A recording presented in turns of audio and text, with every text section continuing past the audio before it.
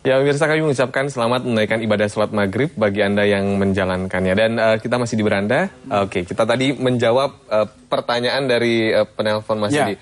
Bahwa mungkin udah ikut pelatihannya Mas Didi, tapi sampai rumah lupa lagi nih. Satu minggu setelah ya. Jadi di training juga saya sempat mengatakan, mari kita menjaga momentum jiwa, menjaga nuansa. Karena setelah pemulihan jiwa, setelah intervensi, itu ada namanya maintenance. Lingkungan itu adalah environmental therapy yang paling major. Oke. Kita mau dibengkelin sebagus apapun, diperbaiki kayak apapun, kembali ke lingkungan yang melemahkan kita, ya balik lagi. Orang-orang yang ada di sekitar kita ya berpengaruh. Sama seperti gini, saya sering menterapi anak yang malas jadi rajin. 3 bulan, maminya gotong lagi, Pak, males lagi, Pak. Berkali-kali begitu, pas saya cek ternyata orang tuanya yang something wrong.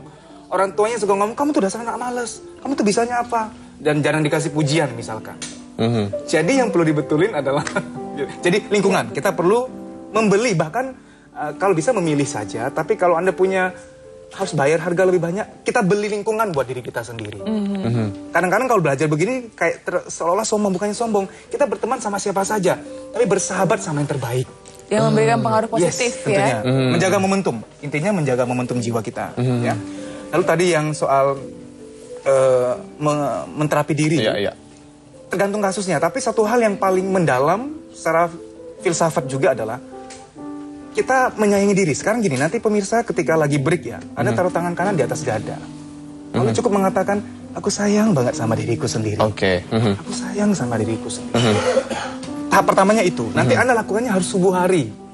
Karena subuh hari itu waktu kita bangun, kita belum mikir. Kalau belum bangun gimana, Mas? Sorry, belum bangun. Baru bangun. Baru bangun. Enggak, kalau belum bangun itu. Belum bangun, tergantung kasusnya. Kalau kita ngigau, nanti orang terdekat yang mengatakan. Karena ngigau sebenarnya bawah sadar terbuka. Itu bagus. Tapi yang bisa kita lakukan sendiri, ketika kita baru bangun tidur ya. Oh, baru bangun tidur ya? Baru bangun tidur istilahnya nyawa belum ngumpul ya. Belum mikir gitu loh. Masih fresh. Itu pada saat belum mikir, apapun yang kita katakan, masuknya ke hati, ke jiwa kita yang terdalam. Karena terkadang kita ingin mengubah diri, cukup berkatakan, aku sabar, aku sehat, aku tenang, nggak cukup kuat. Karena pas kita ngomong, kata-kata itu cuma mampir di pikiran. Iya, nggak ke hati. Nggak nyentuh ke hati, nggak nyentuh ke pikiran bawah sadar kita. Bukan berarti nggak boleh ngomong ke pikiran, perlu. Cuman kepikiran itu nanti persoalan kognitif, salah paham. Iya. Jadi konsultasi juga macam-macam. Misalkan, Pak, saya datang ke sini, Pak, saya mau konsultasi. Mengenai apa? Saya salah paham sama suami. Kalau saya BBM dia nggak balas, saya marah. Bu, ini bukan masalah perasaan nih. Ini masalah pikiran, cuma salah paham doang.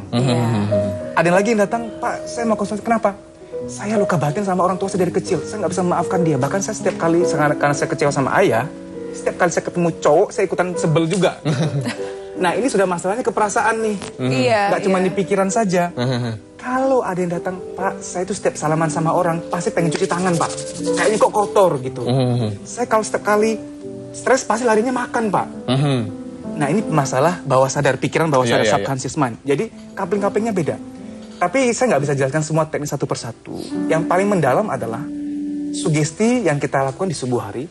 Aku sayang sama diriku sendiri, tapi tangan kanan di atas dada. Itu lakukan dulu sering-sering setiap subuh, sampai cukup kuat. Cukup kuatnya kapan? Ketika waktu Anda ngomong begitu, Anda sudah nggak merinding. Karena di awal-awal, pasti setiap orang melakukan ini. Aku sayang sama diriku sendiri. Itu kayak konyol, ih apaan sih? Ih merinding, ih apaan sih gitu. Itu sebenarnya bawah sadarnya kurang sayang sama diri. Alhasil di permukaan kita mudah sedih untuk hal nggak penting. Karena Anda kurang sayang. Lakukan terus setiap subuh, aku sayang. Mudah sedih untuk hal-hal yang tidak penting. Karena kurangnya sayang sama diri sendiri. Iya, betul. Kadang-kadang kita suka terlalu merisaukan hal yang kurang penting, tidak penting sama sekali gitu kan. Malah kita melupakan hal yang penting justru. Ya diri kita sendiri itu ya. Tadi kayak hal simpel misalnya kita BBM atau SMS orang nggak dibalas, kita kesel. Iya, padahal kan kalau seandainya kita mau positive thinking, BBM nggak dibalas mungkin lagi sibuk. Dan kita pun sebetulnya bisa aja orang nge-BBM kita nggak balas juga bisa. Kalau seandainya dibalik, kalau kita mau berpikir positif kan. Kan semua manusia juga sama, bisa apa, bisa salah juga. Jadi sayangi diri ya Mas, yang penting ya. Lalu kemudian setelah itu berasa udah nyaman, udah nggak merasa merinding, nggak merasa konyol mengucapkan itu, di pagi-pagi berikutnya PR selanjutnya adalah mengatakan diriku, masa depanku, kebahagiaanku, plus satu lagi, orang yang kucintai lebih penting dari semua masalah yang terjadi. Seru banget. Oke deh Mas, jadi nanti lanjutin lagi. Mantap. Baik pemirsa, jangan kemana-mana karena Beranda akan kembali tetap di JAK TV.